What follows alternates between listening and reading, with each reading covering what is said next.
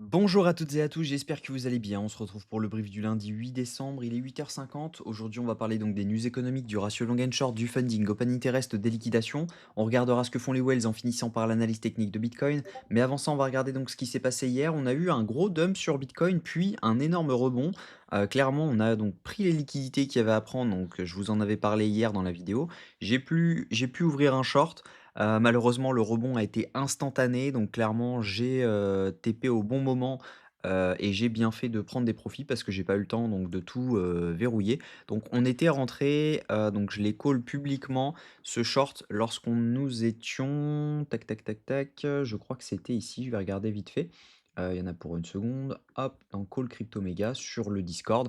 Donc si jamais vous regardez là-dessus, donc ça va charger. On était donc à 89 411 et derrière, on a eu donc un premier TP à ce moment-ci, au moment où on passe donc sous la liquidité, donc 89 400 avec un stop à 90 500.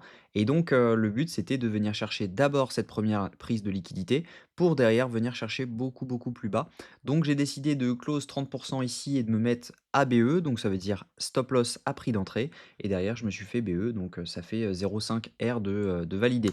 Donc voilà, on était là-dessus, je n'ai pas vu venir ce pump, énorme, clairement, je vous le dis.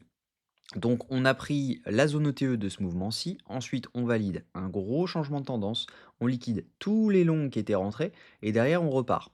Et actuellement, ce qu'on voit juste ici, c'est une accumulation avec beaucoup de longues qui sont en train de s'ouvrir. Donc là, on est dans une zone dans laquelle on peut avoir le top départ parce que c'est quand même bull ce qu'on est en train de faire, mais on a quand même beaucoup de gens qui sont en train de se dire que c'est bull. Donc c'est plutôt compliqué de se placer maintenant. Pour ceux qui se sont placés sur le retour de la zone OTE ou ici, vous êtes plutôt safe. Maintenant, le reste, c'est compliqué de se placer maintenant, parce que, vous rentrez, après, tout le monde et surtout les nouveaux et cetera sont en train de FOMO. Donc ça reste compliqué de long maintenant. Il faudrait quand même venir, close tout ça et derrière pouvoir avoir un rebond. Si jamais on regarde les news économiques, cette semaine, donc aujourd'hui on n'a rien du tout. En revanche, mercredi, on aura la décision de la Fed sur les taux d'intérêt, donc ça pourrait être quelque chose qui nous emmène beaucoup de volatilité. On aura également les inscriptions au chômage hebdomadaire jeudi à 14h30 et on finira là-dessus. Ils nous ont retiré des news d'ailleurs, on avait le PCE Core vendredi qui devait venir et ils nous l'ont retiré. Donc au niveau crypto bubble, ce qu'on voit, c'est qu'il y a du vert partout, c'est normal, on a rebondi sur Bitcoin. Les alts en profitent. Mais c'est pas encore le top départ au niveau des alts, hein. On a, donc certains qui sont plutôt bulles, mais d'autres qui sont quand même en range complet actuellement et ne sont toujours pas haussiers.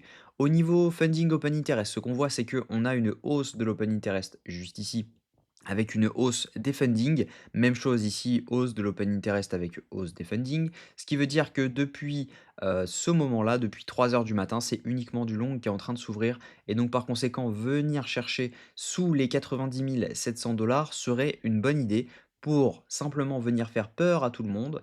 Donc on leur fait peur, les longues se ferment, mais par conséquent, si les longues se ferment, logiquement, tout ce pump, est annulé et on peut venir faire peur à d'autres. Donc il faudra faire attention parce que le dump peut être beaucoup plus violent.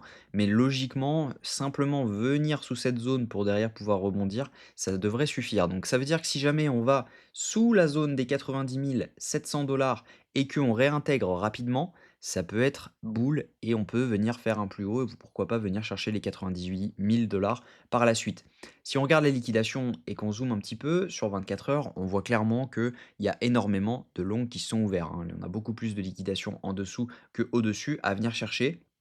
Donc on voit les 88 770 qui sont clairement un gros cluster. Mais si on regarde, donc c'est cette zone-ci dans laquelle je vous disais, on a beaucoup de longs qui sont rentrés, donc leur stop loss et leur liquidation se trouvent autour des 90 000 Donc on liquiderait pour près de 100 millions de dollars si jamais on va les chercher. Et derrière, juste au-dessus, on a 74 millions à liquider au 92 219. Si jamais on se remet sur donc 2 semaines, on voit clairement que on a des liquidations à venir chercher donc en dessous, mais le gros du travail se trouve vraiment au-dessus, aux 94 434 On a pour 1 milliard à liquider quasiment, si jamais on y va. Donc clairement, ça pourrait être vraiment intéressant. Maintenant, on voit qu'on n'a pas grand-chose en dessous, sauf si jamais on va chercher les 86 et cetera, la zone dont je vous ai parlé hier. Mais on a quasiment liquidé tout ce qu'il y avait à prendre sur le mouvement d'hier et on a laissé quasiment rentrer personne, sauf à ce moment, à ce moment-ci. Au niveau de ce que font les whales ont racheté ce mouvement. Donc ça, c'est plutôt encourageant pour la suite. On voit clairement que le spot rachète, les retails sont en train de racheter également, et les micro-whales sont en train de racheter également. Donc ça peut pousser un petit peu le prix, et on sait qu'on a quand même pas mal de shorts qui sont ouverts, et donc ils pourraient venir à se fermer, et donc par conséquent, ça pousserait encore le prix un petit peu plus.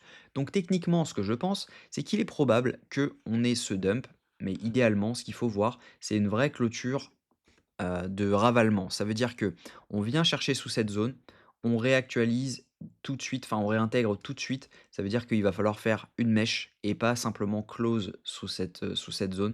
Si jamais on close sous cette zone, ça va inquiéter certains qui sont en spot, et donc par conséquent, on pourra avoir de la vente. Donc il faudra faire attention à ça.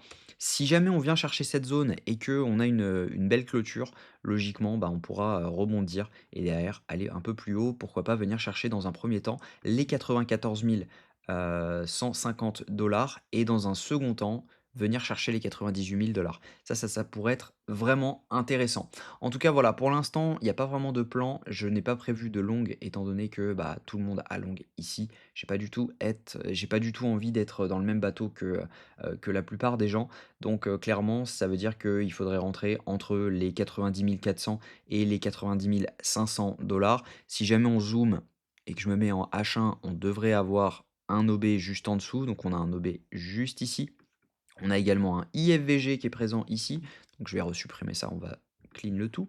Donc on a un IFVG qui est présent également ici en H1. Donc si on regarde juste là, on a cette zone-ci qui est également donc ce IFVG, ce deuxième IFVG. Donc logiquement, la zone des 90 600, donc c'est tout simplement cette zone-là. Les 90 570 à 90 759 serait une zone intéressante pour pouvoir rebondir. On sait qu'on a un OB H1 juste en dessous, donc pourquoi pas se placer encore en dessous à 89 458 pour le stop loss, pour viser dans un premier temps les 94 000 et derrière venir chercher les 98 000 dollars.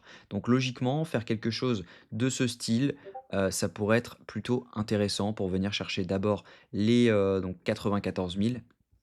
Hop, si jamais je zoome un petit peu, je dézoome un petit peu. Donc premier TP 94 000, ça donne 2,73 de risk reward, et deuxième TP, on serait sur 98 000 dollars, ce qui donne un risk reward plutôt intéressant.